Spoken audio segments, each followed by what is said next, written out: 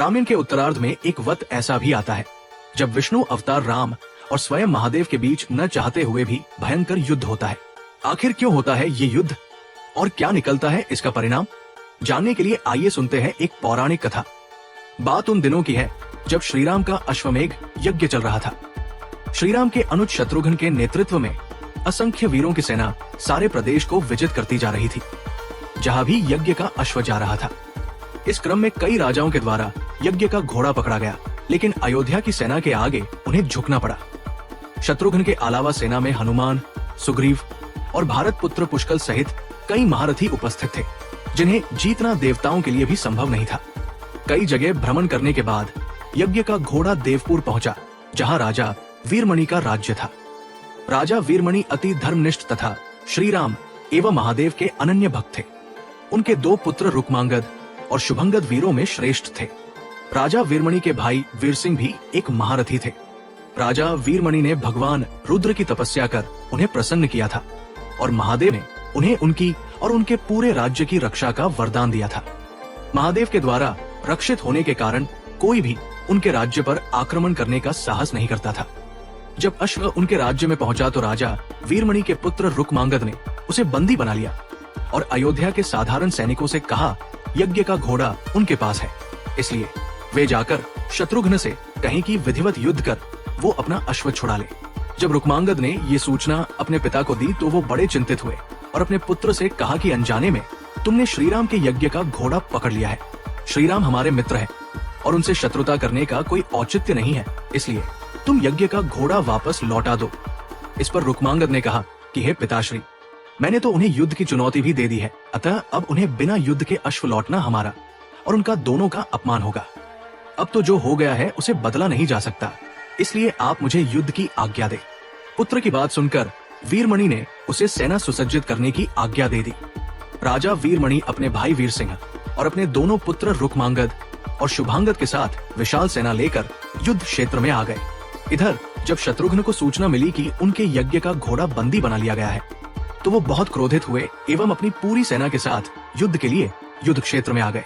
उन्होंने पूछा कि उनकी सेना से कौन अश्व को छुड़ाएगा, तो भारत पुत्र पुष्कल ने कहा कि तातश्री, आप चिंता न करें, आपके आशीर्वाद और श्रीराम के प्रताप से मैं आज ही इन सभी योद्धाओं को मारकर अश्व को मुक्त करता हूँ।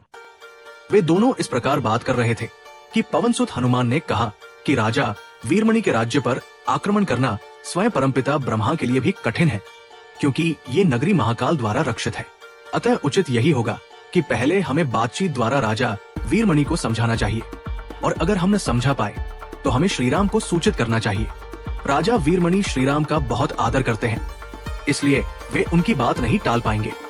हनुमान की बात सुनकर शत्रुघ्न बोले कि हमारे रहते अगर श्रीराम को युद्ध भूमि में आना पड़े, ये हमारे लिए अत्यंत लज्जा की बात है।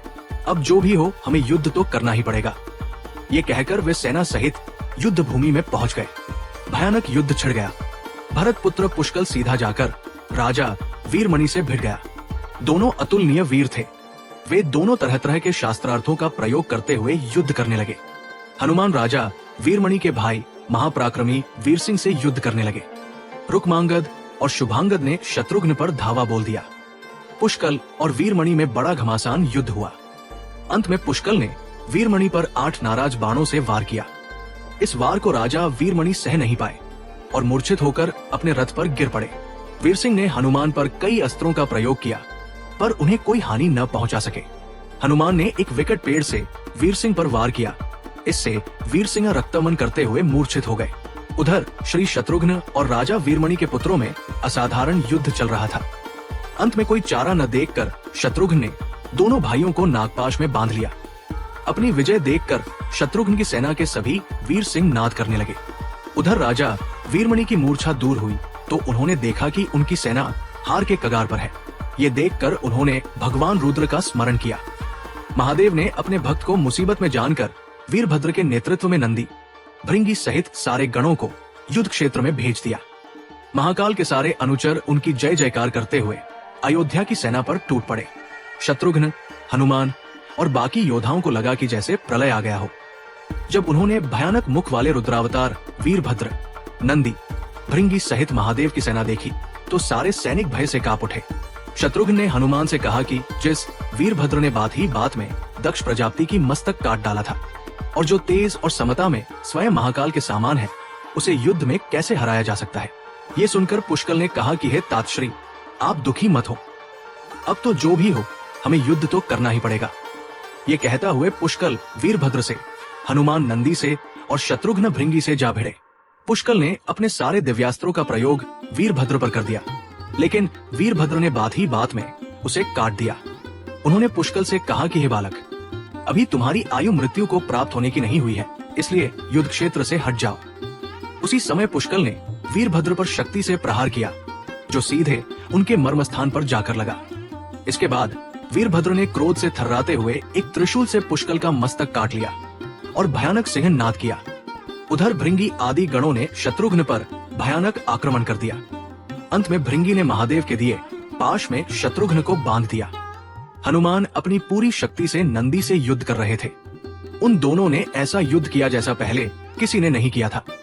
दोनों श्रीराम के भक्त थे और महादेव के तेज से उत्पन्न हुए थे। काफी देर लड़ने के बाद कोई और उपाय न देखकर नंदी ने शिवास्त्र का प्रयोग कर हनुमान को पराभूत कर दिया।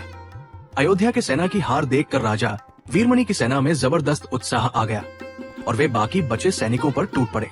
ये देखकर हनुमान ने शत्रुघ्न से कहा कि मैंने आपसे पहले ही कहा था कि ये नगरी महाकाल द्वारा रक्षित है, लेकिन आपने मेरी बात नहीं मानी। अब इस संकट से बचाव का एक ही उपाय है कि हम सब श्रीराम को याद करें। ऐसा सुनते ही सारे सैनिक शत्रुघ्न, पुष्कल एवं हनुमान सहित श्रीराम को याद करने लगे।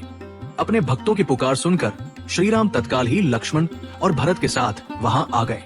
अपने प्रभु को आया देख सभी हर्षित हो गए एवं सबको ये विश्वास हो गया कि अब हमारी विजय निश्चित है। श्रीराम के आने पर जैसे पूरी सेना में प्राण का संचार हो गया। श्रीराम ने सबसे पहले शत्रुघ्न को मुक्त कराया और उधर लक्ष्मण ने हनुमान को मुक्त करा दिया। जब श्रीराम, लक्ष्मण और श्री भरत ने देखा कि पुष्कल मृत्यु को प्राप्त हो चुके हैं, तो उन्हें बड़ा दुख हुआ। भरत तो शोक में मूर्छित हो गए। श्रीराम ने क्रोध में आकर वीरभद्र से कहा कि तुमने जिस प्रकार पुष्कल का वध किया है, उसी प्रकार अब अपने जीवन का भी अंत समझो। ऐसा कहते हुए श्रीराम ने सारी सेना के साथ शिव गणों पर धावा बोल दिया। जल्द ही उन्हें ये पता चल गया कि शिव गणों पर साधारण अस्त्र बेकार है, इसलिए उन्होंने महर्षि विश्वामित्र द्वारा प्रदान किए दिव्यास्त्रों से वीरभद्र और नंदी सहित सारी सेना को विदीर्ण कर दिया। श्रीराम के प्रताप से पार न पाते हुए सारे गणों ने एक स्वर में महादेव का आह्वान करना शुरू कर दिया। जब महादेव ने देखा कि उनकी सेना बड़े कष्ट में है, तो वे स्वयं युद्ध क्षेत्र में प्रकट हुए। इस अद्भुत दृश्य को देखने के लिए परमपिता ब्रह्मा सहित सारे देवता आकाश में स्थित हो गए।